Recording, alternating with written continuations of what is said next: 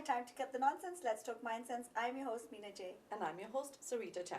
And today in studios, we have our lovely Teresa Weeks. A very warm welcome to MindSense, Teresa. Thank you. Yes, it's so good to be here. Thanks. So, Teresa, to start with, tell us a little bit about yourself. Where were you born? Where did you grow up? What are you doing? And What were you doing? what were Spill you the doing? What are you beans. doing? Yeah. A little bit about yourself, your background. Oh my gosh, where I met you guys? Well, I was born in Canada. I was born and raised in Winnipeg, actually. And then I moved out west to attend university, and my whole family came out at the same time, so it was good. And then I took nursing, became a nurse, and that path led me to you guys. Eventually, I worked in the hospital for a bit and emergency after services, and then I eventually got a job working with the housing sector. So yeah. So, Teresa, And you I said retired. Sorry. Oh, Retired. Yeah, so retired. From, Young retiree. Young retiree. So, Teresa, you said you moved from Winnipeg. So, moving from a small, I would say, laid-back kind of environment to BC. Where did you move to in BC? Vancouver? No, we moved to Port Moody, actually. Okay. Yeah. Yeah, quite a difference. I had trouble. I was trying to learn how to drive stick shift in Winnipeg, and it's super flat. But then when I moved out here, I had to give that up because I just kept rolling down the hill. I couldn't figure it out. My feet and my mind did not work at the same time. So yeah, I just drove manual. Automatic, sorry. So, Port Hardy, then you moved to Port Moody. Port Moody. Yeah. Okay, Port Moody. Yeah. And what made you go into nursing? To be honest, I did not want to go into nursing because my mom's a nurse, my dad's a nurse. Okay.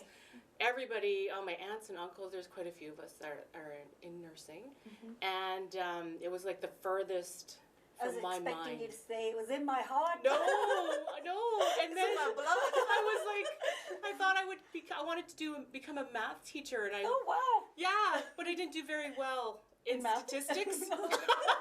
In university, I thought I had it handled, and then I took statistics, and I was like, oh, geez, I think I have to find a different career. My dad's like, go into nursing. Yeah. And so I was like, okay. So I tried my hand at that, and here I am. You know what? You were the first person that I have met, and it says I'm a nurse, and actually I didn't want to be a nurse. Oh, really? Usually, anybody People in the go into that healthcare profession field for a reason. for a reason, because they know that they want to do this. They want to help. Well, I think it's always been like in the family, right? So it's genetic. I think it's in me and whatnot. But I think I just wanted to be different. Because growing up, everybody was going into the health field, right? In my family, and my dad's from family 10, so there's a lot of us in the healthcare field, right? And yeah, I just wanted to be different, and I just had to be me in the end. But even that, going into nursing, being a nurse, and you said so good at that, like the job that you did, compassionate, caring, I guess it's just built in you. Well, like I said, genetics, right? I give it all to my mom and my dad, but thank you. Teresa, do you have any siblings? Yeah, I have a brother. What field is he in? He's a nurse as well. Okay. Definitely. And he's married to a nurse. Wow. So we didn't fall far from the tree. And you know what I want to actually touch on is, you said your dad was also in the health field. Was he a nurse? Yes. So even like your dad and then your brother, whereas there wasn't a lot of male nurses. Now we're seeing more and more, but at that time there wasn't. So it's so good to see that was already in the family. Any kind of comments or what they faced, how going into that? Well, it's interesting because a lot of people would think that they're the doctor, right? Because I don't know about my brother, but I know my dad would have stories about that. And he's got great stories though, like being a nurse from the Philippines and training in the Philippines, and so he goes to all these rural areas, and it'd be just him and a doctor at times, or he would be the only nurse, like doing like an outpost or whatever. So he has fabulous stories about that, which was very entertaining for us growing up. Or especially for me. I love hearing about that because he would, had to take a boat to get to one of the offices and things like that. Yeah, it's pretty interesting, right? Very, very different than what we have here. Yeah. And he would have to make up his own concoctions sometimes in order to, like with the alcohol and whatever, because he wouldn't have all the, he'd run out of supplies, right? Wow. So yeah. Whereas I get upset if where's the alcohol swab? What? Yeah. Times change. Yeah. So Teresa, how long did you practice nursing? Oh geez, I've been in the field for over 20 years, I think. So yeah, the last place I was there for 19 years, and my son was like, "You should have stayed for another year. Got the trophy." It's like I couldn't handle another year. I'd have to take care of you. So yeah. The one thing I want to touch on, Teresa, is you have got such a distinctive laugh. Oh. And I think I noticed that from the day when I met you. And you know, I remember being sharing the same building with you. I would know you have arrived is because from somewhere I would hear you laugh, and I always envied, is like, what must it feel like to be so happy? Can you give us that laugh? Is that? Yeah, so you know, it's like all of a sudden, like I'll have a shift. It's like I don't need to be upset or anything like that. There's the laugh, it's contagious. It's like, you know, every time I heard you laugh, it actually made me smile. So like, are you always this happy? Oh gosh, I think if you would talk to my children, they'd say no. Don't count. Because they'd be like, Children who is always that? think that. But it's like we hear about our kids at school. Oh, Yes. they're so behaved. That's And right. they're so polite. Yeah. It's the same thing. My husband and I always, are they talking about the same children? Right? Yes. But you know, I don't know. I think it's just I'm blessed with this laugh, and at the same time, some people, you know, would think I would be cursed, but it's good. I think when I remember in high school, I had to stifle it a bit, and Also, it's from the beginning. yes, From childhood. yes, Wow. and I remember like always keeping, and I think I might have started that younger, right? Because then it eventually when I got into like 11, 12, it was like, here I am, right? And then I would let it loose, right? And then I've left it before you. yeah, did. yeah. And it's so funny you said that because my dentist every time, like, because you know you go to the dentist, you see all the the assistants first and whatever, right? And the dentist will be like, "Oh, I knew you were here. I heard you. I heard you when you came in." I'm like, "Oh my God, am I laughing when it comes?" That's great. And you know, if I can make someone else happy with my But what joyous a laugh, I'm great way for somebody to, you know, like remember or have like, I know this person's here because of a laugh. Oh, right? yeah. I'm like, how? Like, I know. Thank you. Not because you stink or you smell. And you know, that's Oh, the you thing guys. is, you think about, you know, we hear so many times people will have to enter and then introduce yourself, you know, or say, I'm so and so, I'm here. With you, it's different. It's different, you know, it's like your dentist would know you were here when you entered the room.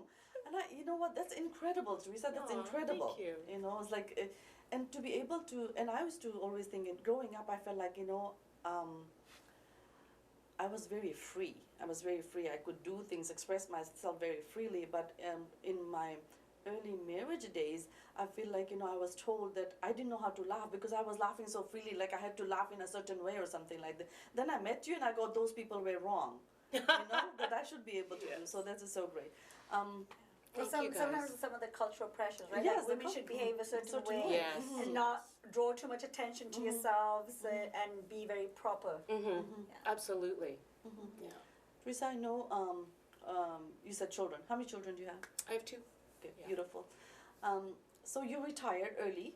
I did. So can you, do you want to share a little bit about how long have you retired, or if there was a reason why you retired? Geez, when did I retire? I think I retired in 2017. Yep. And how's retirement going for you? It's going. I have to say, so what drove me to early retirement was like my father was going for back surgery. My husband travels quite a bit.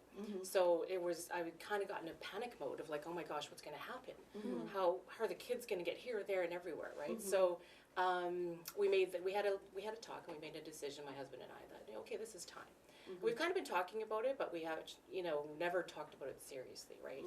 And so yeah, we took the leap, and at first, but I was trying to help my dad at the same time. So it was kind of, I didn't really leave nursing in a sense, right? I was helping my dad and trying to get through because my mom went traveling.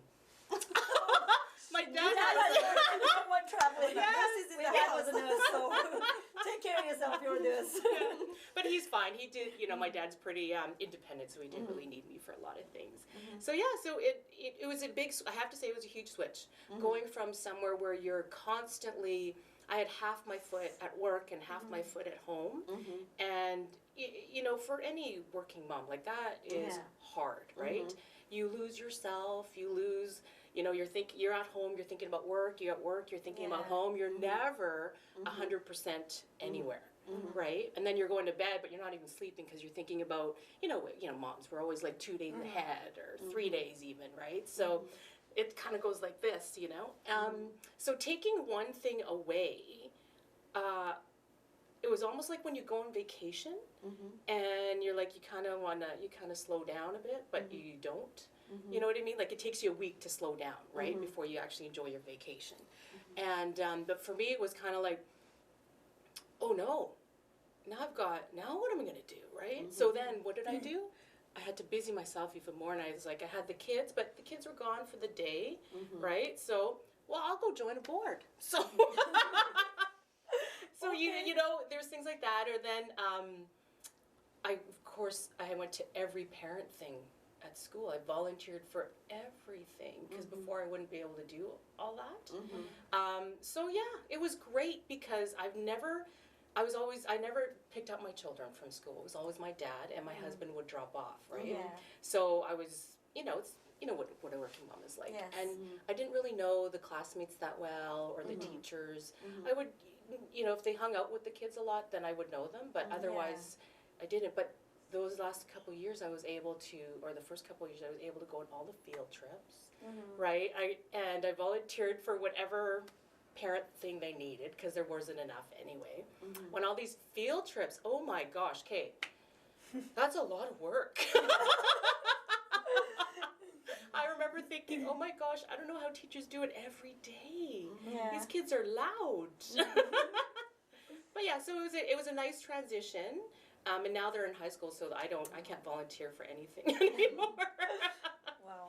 So now that how are you feeling your time now that they're in high school and you are not doing field trips or anything like that? So what are you doing? Well, it's different these days? needs, right? Like as they get older, it's different needs. So now we got a dog, of course, because I didn't have enough to do, and but he's lovely, absolutely lovely. So him and I do a walk every day, and then usually I do some stuff for the boards that I'm still on, and that's about a clean.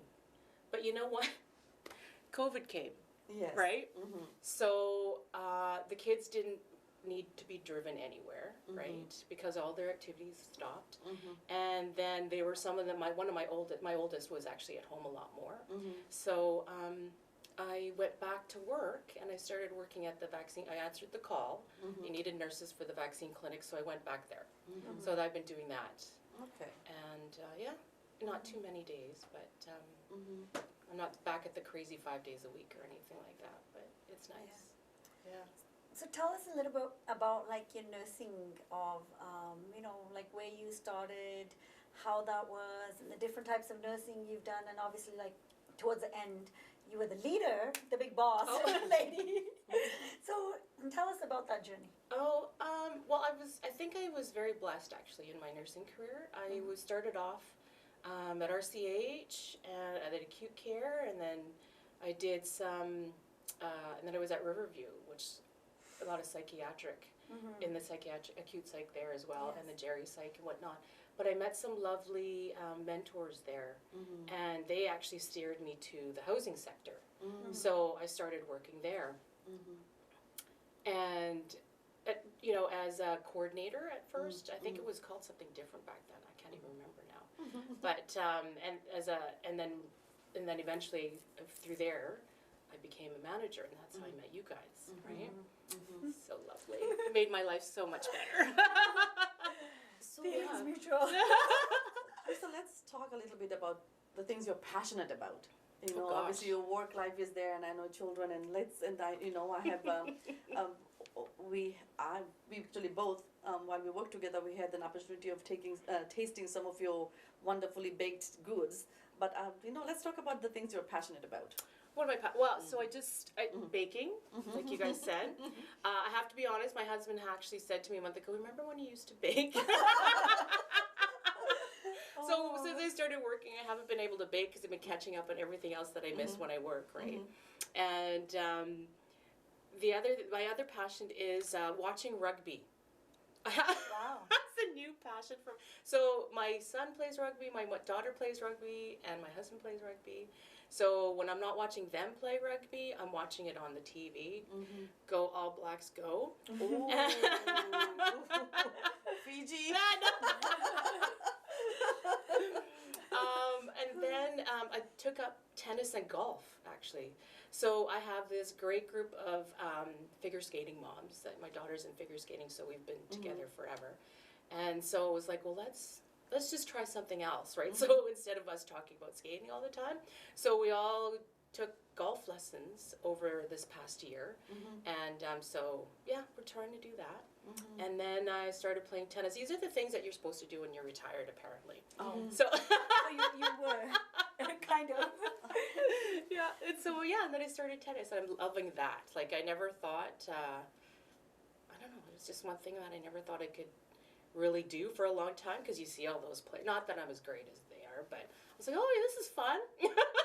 So it seems like you're doing quite a lot of things. Are you enjoying yourself? Like, I know that retirement with pandemic and everything like that, but now the children are in high school. Like, how are you doing? How are you enjoying your retirement? Oh, yeah, it's great now, honestly, with the, balancing life with them, right? And then finally having my life, right? So I think the difference that came with going into high school was the fact that I could have more time for myself, because they're much more independent, right? Like my son will do his own laundry and make his own lunch. Those are things that I don't have to do anymore. They have to be driven to all their activities, but it's later on in the day. So yeah, I get the actual finally the nice balance of the day to do the things that I like to do, and then take care of them at night, right? The family stuff at night and on the weekends and that. So yeah, it's good. So you mentioned balance, and I think we need to talk about, with Christmas just around the corner. We all feel so pressured around this time with the holiday gift giving and family events, and with the new variant, and with so many restrictions still in place. Let's talk about that. Like, how what is your take about the holiday season, Christmas? And, oh, geez. I was talking about that with my girlfriends the other day, because one of my girlfriends, she just takes it really easy at Christmas, and I think I'm going to do the same thing. Are my kids going to see this right now? No, I'll just tell them after. They can watch it after Christmas. Oh, it'll be after. Okay, good. So what it is like, because she gives her, she has to buy her kids all these things throughout the year, right? With all the things that they need, especially teens, whatever, right? You can't wait till Christmas, things like that. And then, as teens get older, it's more expensive, right? If their computer breaks down, or somebody needs new skates or new runners or cleats, all that stuff, right? You can't always wait till Christmas or their birthday. So she says, you know what? I've bought you everything you need throughout the whole year. Christmas is just about fun things. So she actually gives like boxes of their favorite cereal, like the sugary cereal that she never lets them eat throughout the year, right? Okay. Yeah, right? And then special kinds of, right? So the other day I went and bought 2 different flavored Timbit cereals, because I would never have let them ever eat that stuff, right? So I'm trying to do more simple things like that. And they got one, I know my husband got one big gift for them, that type, not big gift, but like I don't want to say what it is, but like a Secret Santa gift kind of. Yeah, but not cereal. I was just gonna say More than cereal. not just cereal. So Yeah. I kind of liked your idea. Such a great idea, though. I thought so. So I thought I'm gonna try that. Because you're right.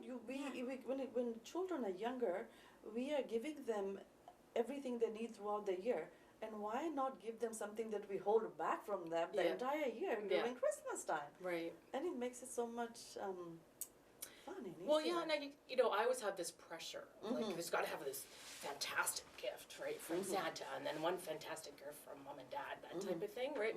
And so it would drive me, like, crazy over because we have so much to do over the holidays. Like, everything, all the activities are closing down, and so you have to buy for the Secret Santa, you have to buy for the teachers, the coaches, all that stuff, right? And then you're like, oh my gosh, and then not to mention relatives and all that, right? So, but yeah, I think my kids are pretty blessed throughout the year, and so I think, it's time to kind of really get back to just the simple things, and yeah. And how do we get back into the simple things? Because I that's the thing I'm feeling like as a parent, and then my children being older, and I feel like like what do you get them? They have everything, right? And then and if there is something that they want, it's like buying a car. It's like something that I'm not gonna give as a I'll gift. give you a gift certificate for a car. Here's $50 Exactly, to put on your car. So so I'm glad we're talking about that, because there is so much pressure, and also not just the pressure of finding the perfect gift, but also the financial restrictions it puts on you, because not a lot of families, especially going through pandemic for almost 2 years, don't have that kind of the financial resources to be able to give maybe what they want or what we want to. And we don't know how long it is gonna last, so we kind of have to protect our finances as well. And I think before in the past, I think one of the good ideas that came up was the fact of giving experiences, right? But with the pandemic, it kind of like you couldn't just like, they would have these, like go to the theater or things like that. And like last year, that wasn't happening. It's kind of coming back now, and as long as you're vaccinated and all that stuff. But so it's more like, okay, well, why don't you just, like, the other one was like baking then, like, get together and do a nice little baking, then everybody can take some cookies home or whatever you're baking, or a cooking thing or whatever together, right? So that's one of the things that I would like to get back together with my nieces or something, instead of just like giving this huge gift or whatever, or a gift, just come over, let's make some cookies, or I would like to try to make pierogies or pita heather, and then that's something that they can take home too, and then they don't have to cook as much, something like that, right? So I thought that was one of my other friends had done that, and I thought that was a great idea too, right? So those traditional little things of like togetherness and things to do, and right, so yeah, it's kind of a crazy year, this pandemic. I know, like I have tried a few different things too. I remember maybe 5 years ago, I had like, okay, I'm not gonna give any gifts, but I'm gonna donate on everybody's behalf, and they all got a card. I think that happened for 2 years. Then my youngest came and said to me, "That's what, it's nice to get a card." But I think it would also be nice, especially to have a present under the tree while you have the tree, and we get a card in the mail like in November, and we open it up and go, okay.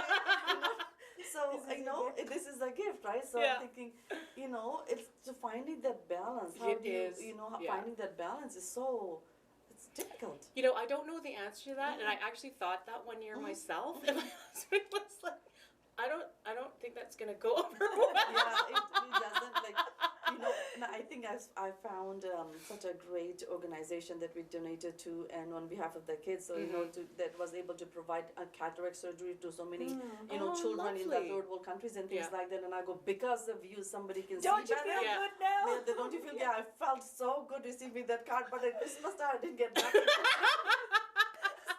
So, and I totally believe in the power of, having to have experiences. And I think that's another thing that, I've really incorporated in even this time is like, okay, from me, I'm giving experience, make sure everybody's free on this day. Right. So, yeah. Yes. I think we did, we did a picnic thing. It was like throughout the city, you collected things, and then you had a items, like food items, and then you had a picnic at the end of the day. And it was one of the companies out there. I thought that is a really cool experience, especially for people who don't really know the area. And like my niece just moved over from Kelowna. She doesn't know Vancouver. So I thought that would be something cool, right? And for her to do and find out. Obviously not in this weather, but probably in the spring or something. But those are really cool experiences as well. And then just like, you even if you have a movie night with your close family or whatever, right? Everybody comes over, because everybody's so busy, right? And I think when everyone's so busy, and you actually have some time off, it's kind of nice to just sit down, right? And just with your pajamas, whatever, and a bowl of popcorn, and you're just chatting away, watching a movie. I know. And I think one of the experiences that I do want to share is like, what we do at my house is like we all gonna cook like a dish Yes. in my house, and kind of becomes like a competition, because when you have cooks in your home, Yes. it's like, the tasters have to say whose one is better, like, Oh my goodness. but it's so much fun, doing things like, Yes. with your family surrounded, and you're doing things that you can take away, when you contribute your time and then be able to take away, and that's such a great way of doing things. Yeah, I think that would be awesome, especially your family is so lively. And great bakers and cooks. Oh my gosh, yeah, I'm coming. It's yeah, you should come. I'll be the taste tester. Yeah, you have to. And you have to say Good option. the host is the best cook.